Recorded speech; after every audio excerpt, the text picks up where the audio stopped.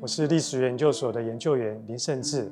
那么今天要向大家介绍的主题是如何观看佛教拓片，请跟我来。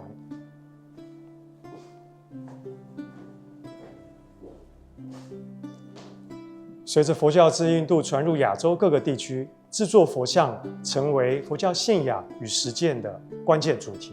那么在中国也不例外，自5世纪开始流行，并且与传统石碑相结合，形成所谓的佛教造像碑。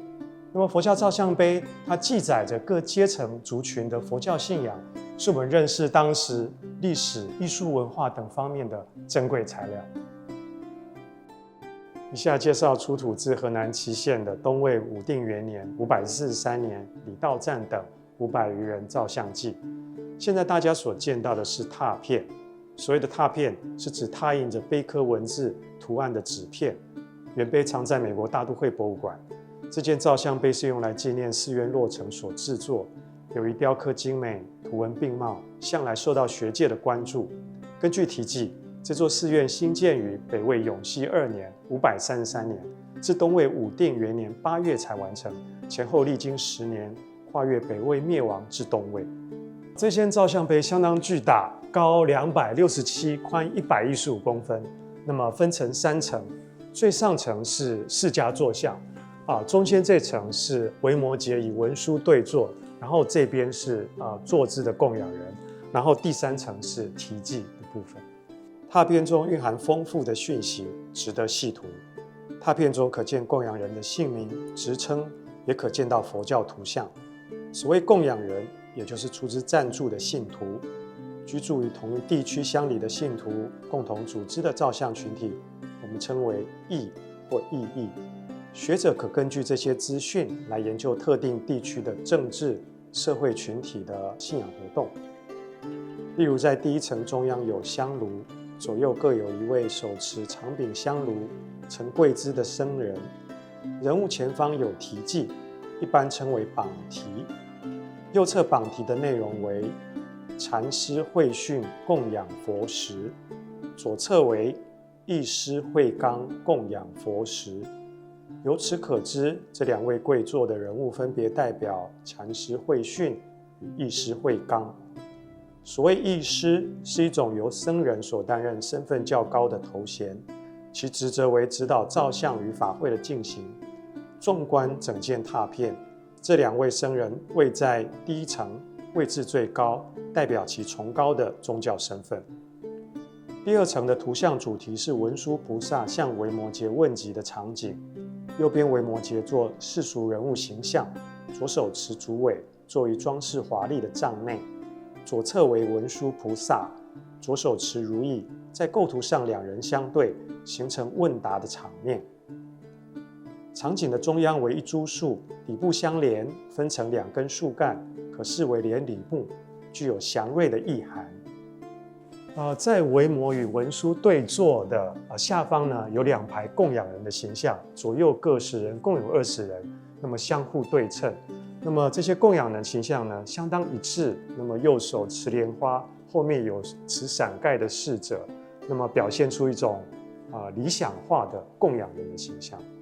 根据榜题，可知供养人的职称，其中身份最高的供养人为靠近中央右侧的赫连子月。榜题的内容是世主镇东将军临律太守赫连子月。赫连子月担任镇东将军与临律郡太守，可知是东魏的高级武将。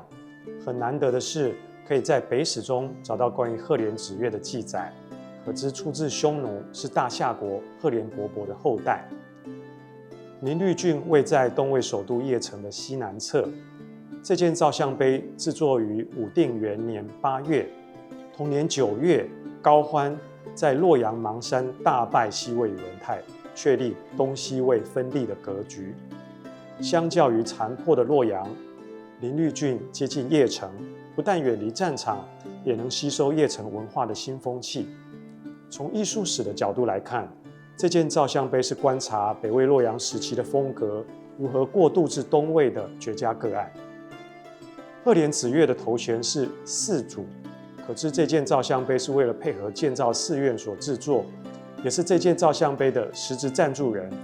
赫连子越统领僧人属下，并集结地方信众的人力物力，共同出资建造。另一位地位较高的供养人是位在维摩诘像下方的维摩主轻车将军、朔州陆氏参军贺兰思远。所谓维摩主，是指这尊维摩诘像是由他所出资供养的。贺兰思远出自贺兰氏，后改称贺氏，是北魏建国勋贵8姓之一。在供养人的第2行另可见八关斋主的头衔。八关斋又称为八戒斋，信徒在特定日期的1天1夜之内谨守8戒，借此累积功德，祈求福报。此处所举行的八关斋，应该是配合造像碑落成所举行。将这件石碑的主要供养人与图像相对照，会发现一个有趣的现象，也就是主要的供养人出自北亚游牧民族，图像上却表现出氏族品味。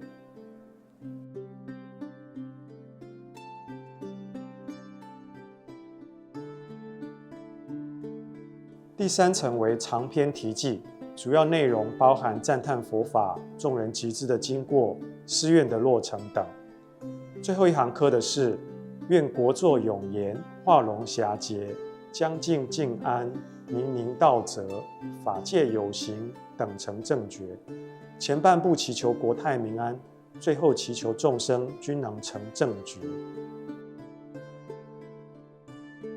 由于这件石碑目前藏在美国大都会博物馆，那么因此我们可以借由比较原碑与拓片来了解两者的差异，那么借此也可以帮助我们了解拓片的特质与限制。如原碑所见，除了碑身之外，还有下方的碑座。此外，碑身除了正面，还有背面以及2个侧面，这些部分也都刻满图像。其次，就维摩诘像所见，拓片只能拓出凸起最高处，凹陷的部分保留空白。然而如原碑所见，底部仍有线刻，表现出矩形的边框，刻画半圆形的莲花纹等，这是用来表现屏风。这种将线刻技法与雕凿深度略深的浅浮雕相结合的做法，让人物显得更为生动而有立体感。这就是北魏至东魏时代风格的重要转向。由此可知，拓片所传达的讯息并不完整。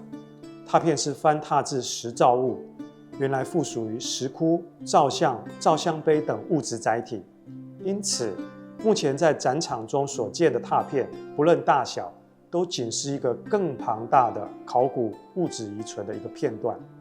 因此，要认识拓片，除了细读拓片本身的文字、图像内容之外，还要尽可能将拓片与实物相互比较，进行复原工作。这是一种比较理想的研究状况。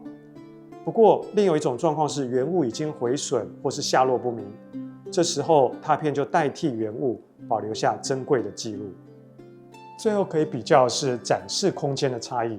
这件石碑目前被展示在美国大都会博物馆中国艺术的大厅，作为中国艺术史雕刻的代表。